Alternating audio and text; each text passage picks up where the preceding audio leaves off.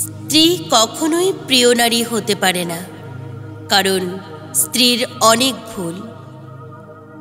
বেশিরভাগ লোককেই যদি প্রশ্ন করা হয়, আপনার জীবনে সবচেয়ে প্রিয় নারীকে, স্বভাবতই অনেকে উত্তর দেন মা, কেউ বলেন মেয়ে, কেউ বা বলেন বোন, কেউ বা বলেন নানি, কারণ সে তাকে কোলে পিঠে মানুষ করেছে।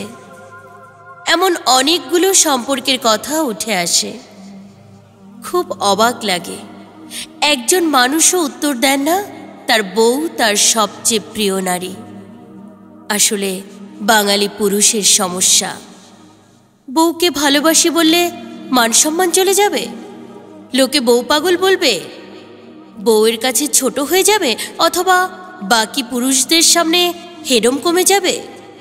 এমন একজন মানুষও কি নেই যার হাসপাতালের বেডের পাশে নির্ঘুম রাত কাটিয়েছেন তার স্ত্রী, অথবা একসাথে জীবনের যুদ্ধটা করবে বলে বাবার বাড়ির আভিজাত্যকে দূরে রেখে স্বল্প বেতনের ছেলেটার হাত ধরে বাবার বাড়িটা ছেড়ে এসেছে।